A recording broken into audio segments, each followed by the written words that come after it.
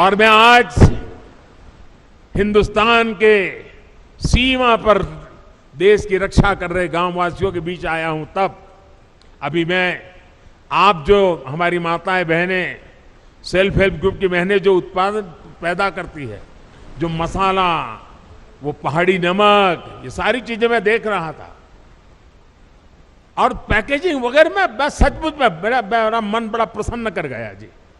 माताओं बहनों को प्रणाम करता हूं, क्या बढ़िया काम किया आपने। लेकिन मैं यहां से हिंदुस्तान भर से जो प्रवासी आते हैं, जो यात्री आते हैं, जो एडवेंचर के लिए आते हैं, जो श्रद्धा के लिए, किसी भी तरीके से क्यों ना आते हो, एक जीवन में व्रत बनाइए कि आप यात्रा में जितना खर्चा करते हैं, ट्रैवलिंग का खर्चा करते होंगे, खाने के पीछे खर्चा करते होंगे, बड़ी होटल में रहने के लिए खर्चा करते होंगे, आप मन में एक व्रत बनाइए।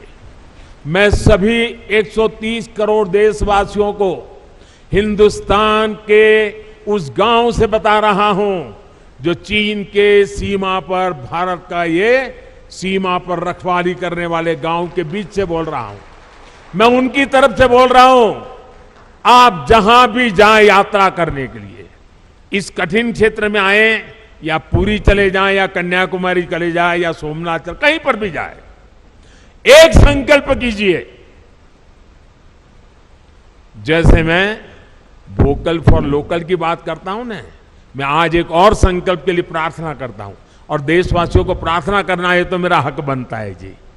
मैं आदेश तो नहीं दे सकता हूं, प्रार्थना तो कर सकता हूं। मैं प्रार्थना करता हूं, आप जितना खर्चा करते हैं तय कीजिए कम से कम 5%, जो टोटल खर्चा आपका यात्रा का होगा उसमें 5%, अगर 100 रुपया खर्चा करते हो तो 5 रुपया उस इलाके में जो कुछ भी स्थानीय उत्पाद है, स्थानीय लोग जो बनाते हैं, आप उसको जरूर खरीदिए। आपके घर में है तो दूसरा लेके जाइए, किसी को भेंट दे दीजिए, लेकिन वहां से जरूर लेके जाइए। आपको मैं विश्वास दिलाता हूं भाइयों बहनों, इन सारे क्षेत्रों में इतनी रोजी रोटी मिल जाएगी। अभी मुझे माताएं बहनें कह रही थी कि इस बार यात्री इतने आए, मैंने कहा कितनी बिक्री हुई, तो जरा पहले तो शर्मा गए बताते बताते। मैंने कहा नहीं बताइए बताइए। फिर उन्होंने कहा 2.5 लाख रुपए का बिक गया इस बार। उनको इतना संतोष था। अगर सब यात्री, सभी प्रवासी जहां जाए वहां स्थानीय जो गरीब लोग पैदा करते हैं, वैसी स्थानीय बनी हुई चीज 5% बजट ये जोड़ दीजिए, आप देखिए आपको जीवन में संतोष होगा। और घर में रखेंगे, बच्चों को बताएंगे कि देखिए हमने उस साल जब उत्तराखंड गए थे ना, ये तस्वीर तो तुझे अच्छी लगती है, उस तस्वीर के पीछे तो हमने 20 रुपया खर्च किया है, लेकिन ये जो छोटी चीज दिखती है ना, वहां की एक बूढ़ी मां बना रही थी, मैं उससे लेकर के आया था। आपको आनंद होगा, आपको संतोष होगा। इसलिए मैं आज यहां से पूरे देश को प्रार्थना कर रहा हूं, मेरे प्यारे भाइयों बहनों, पहाड़ के लोगों की पहली पहचान यही होती है कि वो बहुत मेहनती होते हैं। उन्हें उनके साहस, उनकी जुझारू प्रवृत्ति के लिए जाना जाता है। वो प्रकृति के प्रति शिकायत नहीं करते हैं, संकटों के बीच जीना सीख लेते हैं जी। लेकिन साहब, पहले की सरकारों के समय पहाड़ों के लोगों के सामर्थ्य को उनके खिलाफ ही इस्तेमाल किया गया।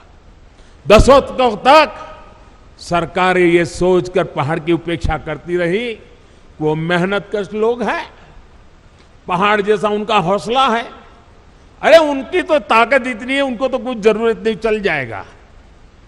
ये उनकी ताकत के साथ अन्याय था। उनकी ताकत है इसका मतलब ये तो नहीं है कि उनको ऐसे ही रहने दिया जाए, उनको भी तो सुविधा चाहिए। मुश्किल हालतों में पहाड़ के लोगों को मदद मिलनी चाहिए। जब सुविधाएं पहुंचाने की बात हो, जब सरकारी योजनाओं का लाभ पहुंचाने की बात हो तो पहाड़ के लोगों का नंबर सबसे बाद में आता था। इस सोच के साथ देश कैसे आगे बढ़ता? पहाड़ के लोगों के साथ हो रहे इस अन्याय को मुझे समाप्त करना ही था। इसलिए पहले जिस इलाकों को देश की सीमाओं का अंत मानकर नजरअंदाज किया जाता था, हमने वहां से समृद्धि का आरंभ मानकर काम शुरू किया है। पहले देश का आखिरी गांव जानकर जिसकी उपेक्षा की जाती थी, हमने वहां के लोगों को अपेक्षाओं पर फोकस पर करके काम करना शुरू किया है। पहले देश के विकास में जिनका योगदान को महत्व नहीं दिया गया, हमने उन्हीं को साथ लेकर प्रगति के महान लक्ष्यों की ओर बढ़ने का संकल्प किया है। हमने पहाड़ की उन चुनौतियों का हल निकालने की कोशिश की है जिससे जूझने में वहां के लोगों की बड़ी ऊर्जा व्यर्थ हो जाए, वो हमें मंजूर नहीं है। हमने हर गांव तक बिजली पहुंचाने का अभियान चलाया, जिसका बहुत बड़ा लाभ मेरे पहाड़ के भाई और बहनों को मिला। मुझे यहां गांव के सरपंच मां एक बहन से मिलना हुआ। मैं पूछ रहा था शौचालय बन गए? अरे बोले साहब बन गए। मैंने कहा पानी पहुंच रहा है? बोले पाइप लग रही है। इतनी चेहरे पर खुशी थी, अपने गांव में काम होने का आनंद था। उनके सरपंच महिला थी, बड़े गर्व से मुझे बता रही थी। हमने हर घर जल का अभियान चलाया, जिसकी वजह से आज उत्तराखंड के 65% से ज्यादा घरों में पाइप से पानी पहुंच चुका है। हमने हर पंचायत को ऑप्टिकल फाइबर से जोड़ने का अभियान चलाया, जिसकी वजह से उत्तराखंड के कोने कोने में आज डिजिटल कनेक्टिविटी पहुंच रही। मैं आज देख रहा था, इनके वे भी ऑनलाइन पैसे ले रहे थे, डिजिटल फिनटेक। मैं जरा हमारे पार्लियामेंट में कुछ बुद्धिमान लोग बैठते हैं, उनको बताना चाहता हूं कि मणा आई है, मणा। ये मेरे माणा में देखिए 8वीं कक्षा भरी हुई मेरी माँ बहने डिजिटल पेमेंट ले रही है। पेटीएम ऐसा लिखा हुआ है, क्यूआर कोड लगाया है अपने माल के सामने। ये ताकत मेरे देश की मुझे माणा गांव के लोगों के पास देख करके और गर्व हो रहा है। हमने गांवों में हेल्थ और वेलनेस सेंटर खोलने का अभियान चलाया, जिसकी वजह से आज गांव के पास चिकित्सा की सुविधा पहुंच रही है। इन अभियानों का बहुत बड़ा लाभ हमारी माताओं, बहनों, बेटियों को हुआ है। एक संवेदनशील सरकार, गरीबों का दुख दर्द समझने वाली सरकार कैसे काम करती है, यह आज देश के हर कोने में लोग अनुभव कर रहे हैं। कोरोना के इस काल में जब वैक्सीन लगवाने की बारी आई, अगर पहले की सरकारें होती तो शायद अभी तक वैक्सीन यहां तक ना आता, लेकिन ये मोदी है।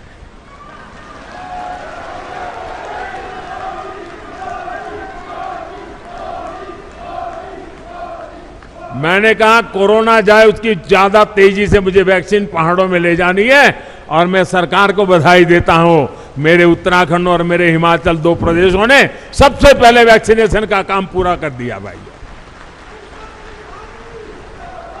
इस वैश्विक महामारी में लोगों को भूखमरी का शिकार ना होना पड़े, बच्चों को कुपोषण का शिकार ना होना पड़े, इसके लिए हमने प्रधानमंत्री गरीब कल्याण अन्न योजना शुरू की।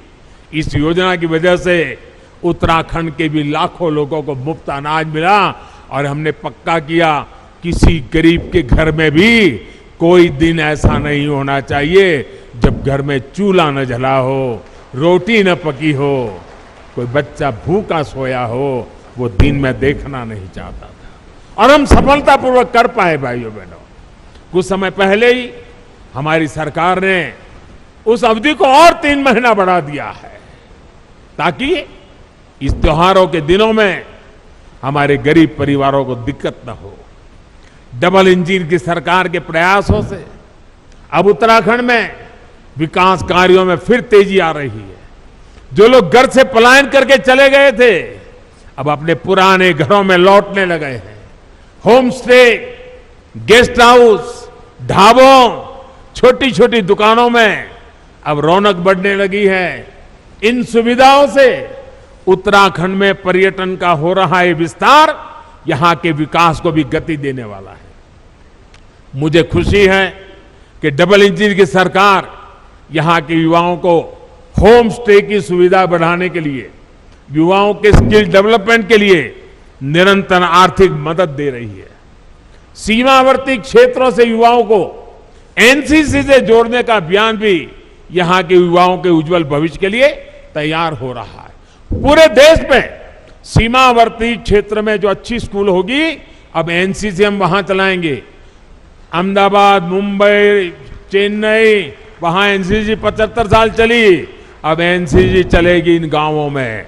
मेरे गांव के बच्चों को मिलेगा लाभ।